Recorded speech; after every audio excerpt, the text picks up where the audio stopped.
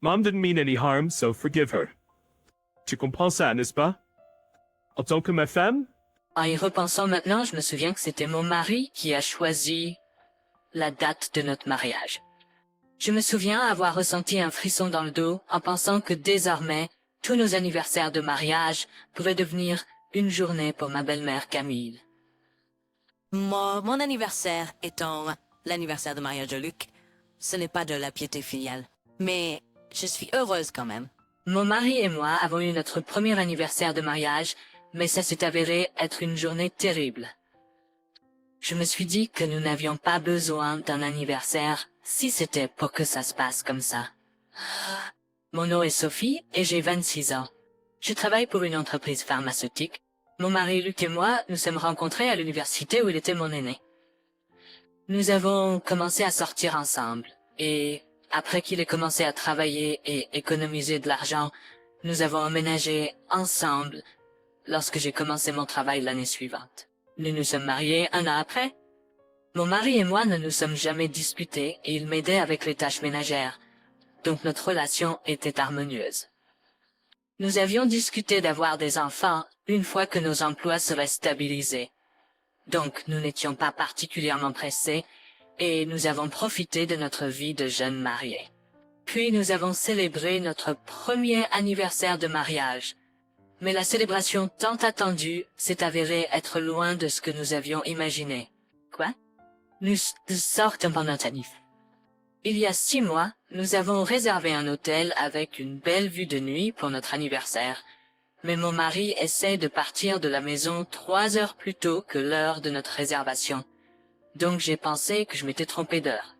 Deva, nous allons faire du shopping avec maman jusqu'à l'heure de la réservation de l'hôtel. Aujourd'hui, c'est l'anniversaire de maman, l'anniversaire le plus important de l'année. Attends, aujourd'hui c'est notre anniversaire de mariage? Quand je l'ai dit à mon mari, il avait l'air surpris. Je sais, mais l'anniversaire de maman est plus important. Notre anniversaire de mariage peut être célébré demain à la maison, n'est-ce pas? Nous sommes à court de temps, alors partons maintenant. Mon mari a dit ça et est parti sans se retourner. À ce moment-là, j'ai compris que l'hôtel que j'avais réservé pour notre anniversaire avait été pris en charge par ma belle-mère. Et j'ai réalisé que mon mari était un fils à sa maman. Je suis retournée chez mes parents. J'ai laissé une note pour mon mari sur la table à manger à la maison. Et je suis retournée chez mes parents. Mon mari s'est précipité pour me ramener. Jamais tard. Je ne peux rien faire sans toi, Sophie. S'il te plaît, reviens. Ma mère et moi avons été surprises de voir mon mari à genoux et en train de crier sur le pas de la porte de mes parents. Et ma mère et moi l'avons fait entrer dans la maison. Et je l'ai fait entrer dans la maison. Je promets de te mettre en priorité l'année prochaine. C'est la chose la plus importante pour moi. Crois-moi, c'est pas un mensonge. Mon mari a expliqué en pleurant. Mais je ne me souviens pas avoir laissé ma fille épouser une famille qui la ferait pleurer. Rentre à la maison tranquillement. Dans notre foyer monoparental, Amy, qui jouait le rôle d'un père, s'est mise devant mon mari, à genoux. Sophie est déjà à moi depuis le moment où elle s'est mariée. Ce que je fais ou ne fais pas ne te regarde plus. Mon mari, frustré par l'attitude inflexible de ma mère, même lorsqu'il était à genoux, a attrapé mon poignet avec force et m'a tiré avec force, me faisant tomber au sol. Répète ça encore? Ma mère a confronté mon mari avec colère et lui, intimidé, a poussé ses mains en avant et l'a repoussé. Cependant, ma mère, qui avait entraîné ça de base, bien que mon mari ait hésité un instant, il a pensé à tort que sa force était simplement insuffisante à ce moment-là et a tendu la main vers elle à nouveau. Pourtant, ma mère a esquivé rapidement son attaque, a attrapé l'arrière de son cou et l'a jeté à 2 mètres avec une seule main.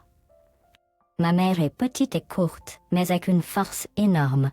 Elle a soufflé mon mari qui, dans une posture humiliante, est resté stupéfait et déconcerté, ne sachant pas ce qui s'était passé, et a même perdu le contrôle de sa vessie.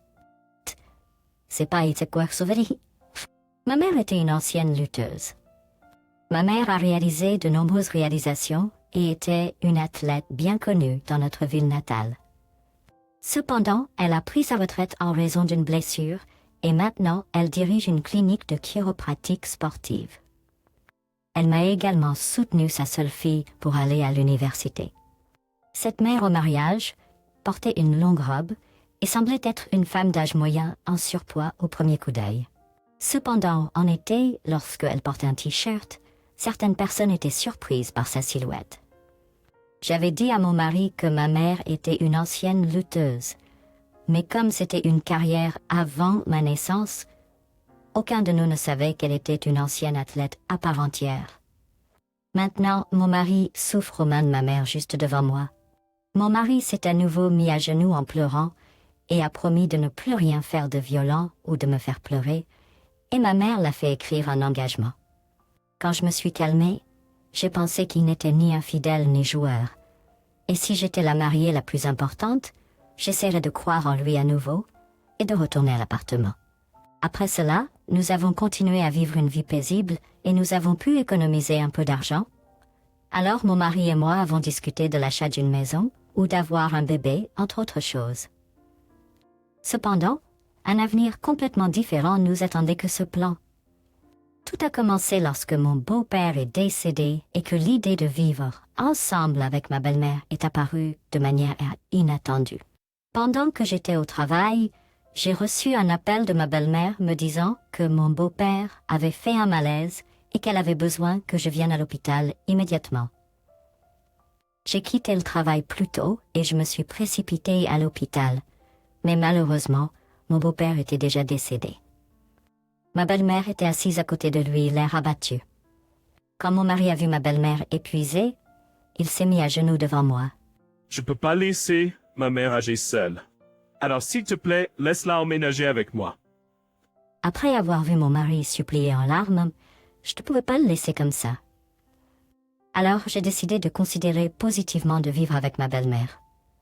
Pour être honnête, j'ai compris que je n'étais pas la bienvenue en tant que belle-fille par ma belle-mère, donc je n'étais anxieuse que de vivre ensemble. Cependant, quand j'ai parlé à mon mari de mon anxiété concernant la vie ensemble, il disait à chaque fois « Tu es froide ?» Tu es une personne sans cœur. Je voulais des mots de sa part qui dissiperaient de telles inquiétudes, mais à chaque fois que je consultais mon mari à ce sujet, sa réponse était toujours rebelle et même intimidante, disant des choses comme « parler en retour à mes parents ». J'ai également perdu mon père dans un accident de la route lorsque j'étais au lycée. Alors je pensais comprendre la douleur et la tristesse de perdre un parent plus que les autres. Par conséquent, je totalement généré. Et sans penser à aucun inconvénient, je pensais que tant qu'il y a de l'amour, tout irait bien et que les choses pourraient changer si nous avions un enfant. J'ai suivi mon mari et j'ai décidé de vivre ensemble avec ma belle-mère. Ma belle-mère a l'air plus jeune que son âge, mais elle est loin d'être une femme de haute moralité. Elle est plutôt comme une mégère et j'ai toujours été mal à l'aise avec elle, car nous sommes des personnes complètement opposées. D'un autre côté, mon feu beau-père était un homme calme qui a pris sa retraite tôt de son travail d'enseignant et a ouvert un restaurant réalisant son rêve d'enfance. Pendant la journée, le restaurant servait des repas fixes et le soir, il fonctionnait comme un bar avec mon beau-père cuisinant et servant des boissons.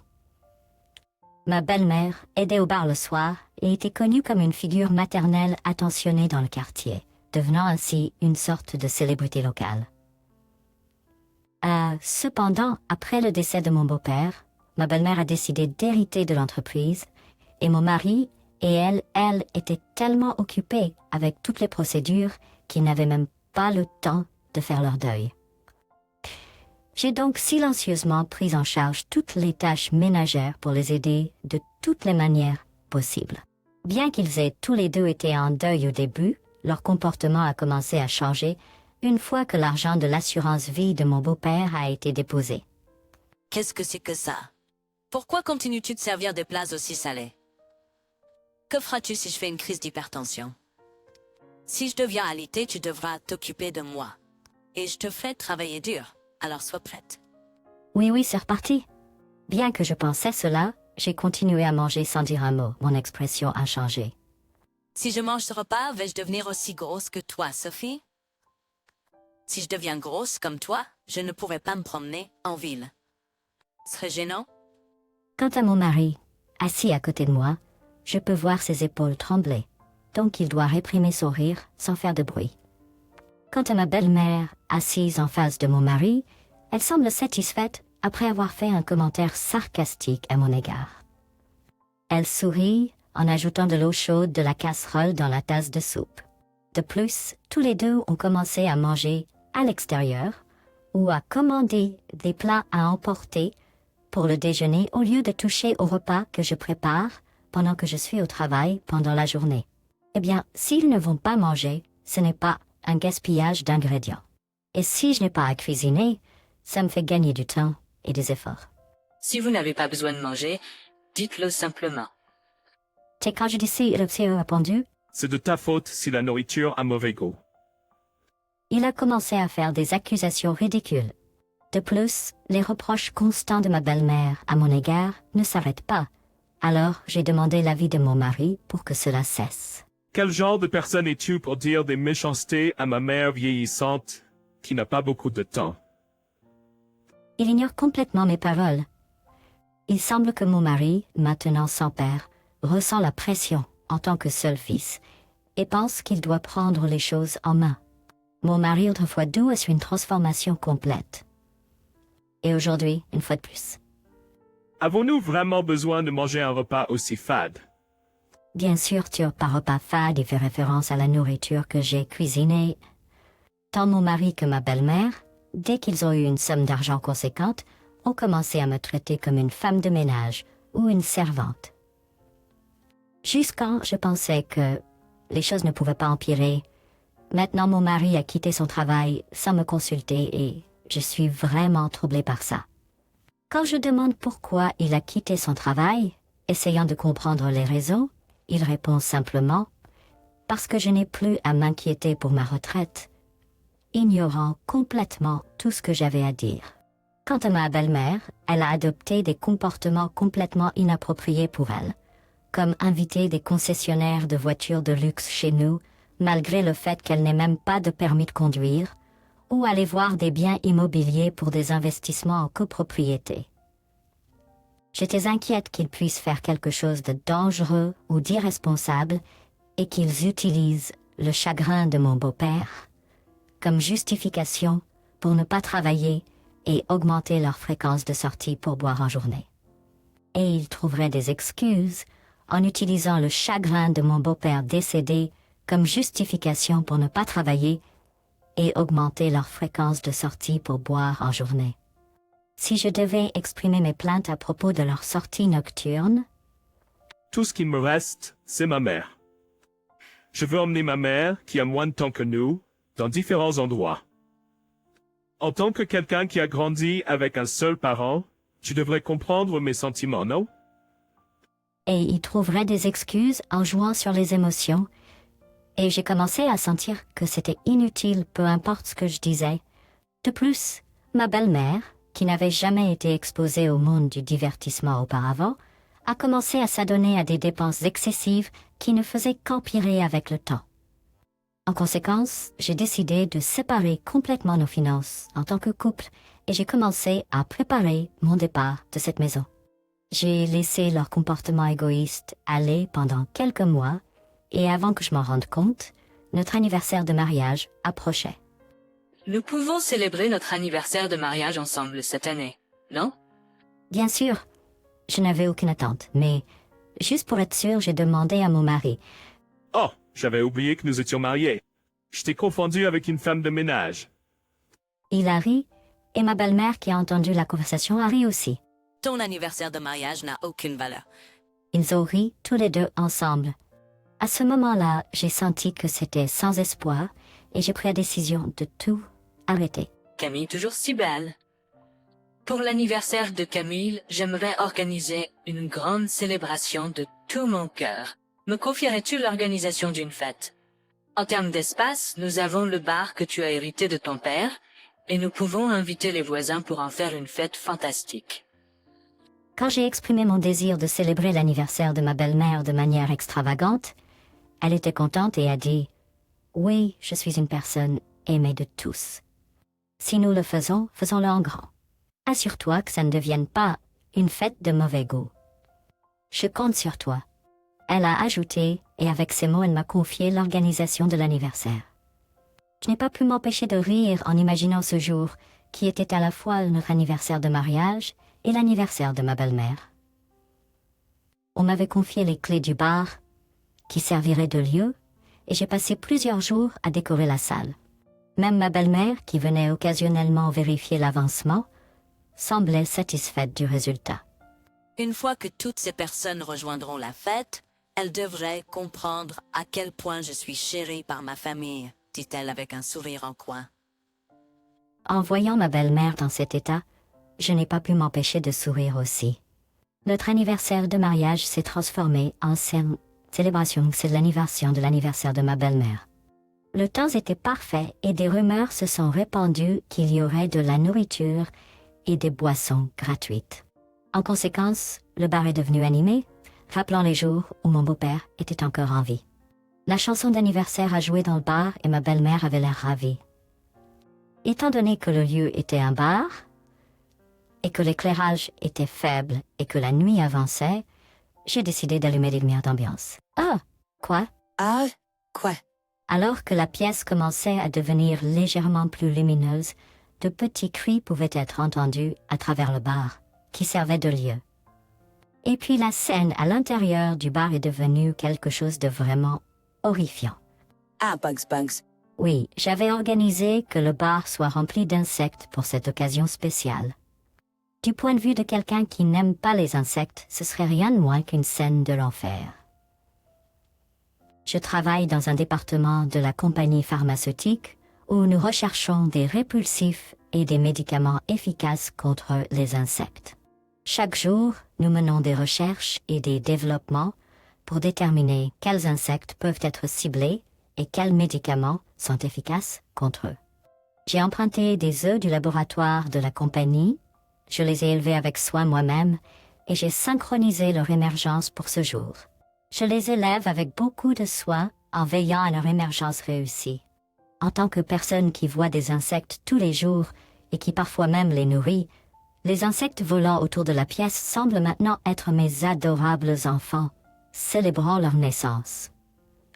À partir de la scène chaotique qui s'ensuivit, les clients ont commencé à fuir les uns après les autres, ne laissant que moi, ma belle-mère Camille et mon mari.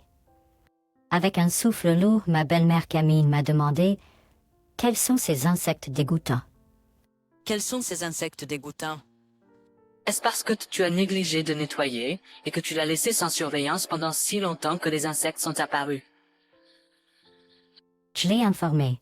Les insectes que j'ai apportés du laboratoire étaient spécifiquement programmés à des fins de recherche et incapables de se reproduire par accouplement.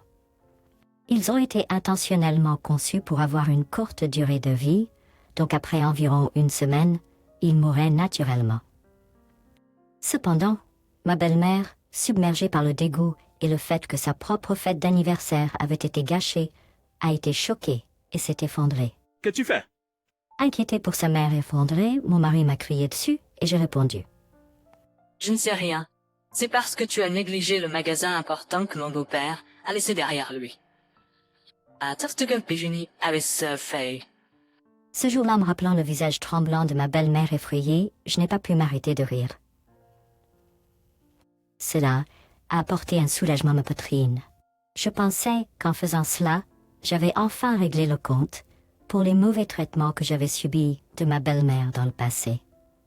Cependant, je ne savais pas qu'il y en avait encore plus à venir. Le lendemain, ma belle-mère, au lieu de simplement nettoyer le bar infesté, a eu l'idée de le brûler entièrement. Ma belle-mère ne pouvait pas oublier les avantages de l'argent de l'assurance qu'elle avait reçu lorsque son mari est décédé. Alors, elle a eu l'idée que si le bar brûlait, elle pourrait se débarrasser des parasites et aussi collecter l'argent de l'assurance incendie, tuant 2 oiseaux d'un coup. Et ainsi, au milieu de la nuit, elle est allée au bar et a répandu de l'essence autour.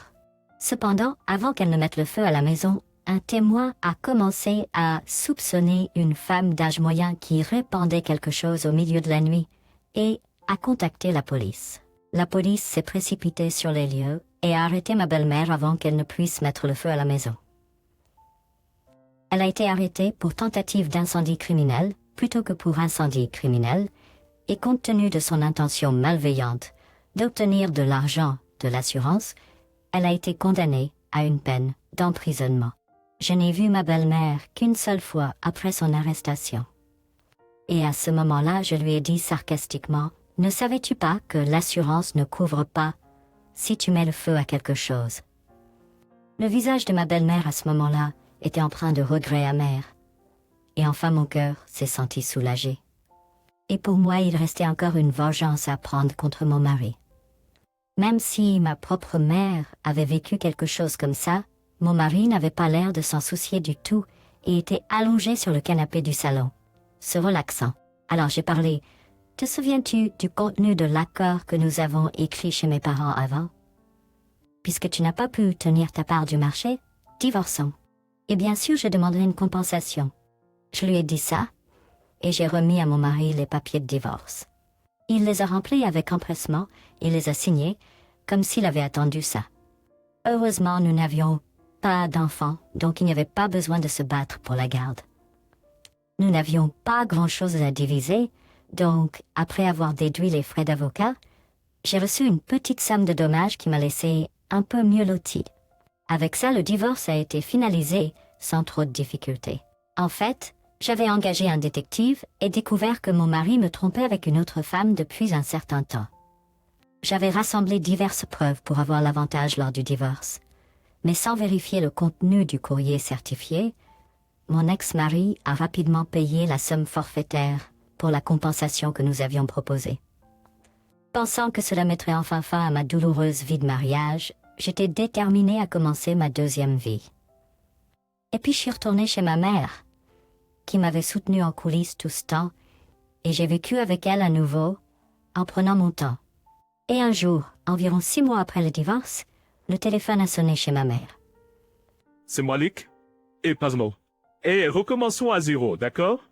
J'ai été surprise par cette nouvelle soudaine et encore plus exaspérée lorsque mon ex-mari a mentionné se remettre ensemble, même si je ne l'avais pas demandé. Puis, il a commencé à parler de ce qui s'était passé après notre divorce. Il s'est avéré qu'il m'avait trompée avec plusieurs femmes, commençant un peu avant notre divorce, et l'une d'elles était la fille du président d'une certaine entreprise. Il pensait que s'il épousait cette femme, il deviendrait le prochain président de l'entreprise. Il a fait semblant d'être riche avec l'héritage qu'il avait reçu de son père et a réussi à la convaincre qu'il appartenait à la même classe sociale. Cependant, lorsqu'ils ont envisagé le mariage, il semble que les parents de la femme, qui est la fille de la femme, qui est la fille du président, ont fait une enquête sur mon ex-mari et ont découvert qu'il était sans emploi et que sa mère était une criminelle. En conséquence, ils ont annulé les fiançailles. Bien sûr, mon ex-mari, mécontent de cela, a menacé de demander une compensation pour la rupture des fiançailles. Cependant, on lui a dit qu'il pourrait être poursuivi pour fraude au mariage. Incapable de rivaliser avec de vraies personnes riches, il a fui.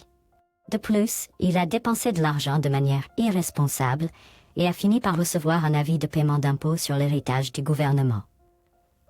Il est venu me demander de l'aide car il ne pouvait pas payer les impôts. Cependant, Tes larmes et tes excuses sont trop bonnes de Val. Si tu ne disparais pas tout de suite, j'appellerai la police. Spurgus, il est renvoyé. S'il vend les terres et les bâtiments restants, il devrait pouvoir trouver l'argent, et ce n'est plus mon problème. J'ai également obtenu le témoignage de son infidélité pendant notre mariage de mon ex-mari, et je me prépare à réclamer une compensation à la fille du président ou à qui que ce soit qu'elle soit. Donc, je vais être à nouveau occupée. Je n'attends pas beaucoup d'argent, mais si je reçois un revenu inattendu, je prévois de partir en voyage avec ma mère.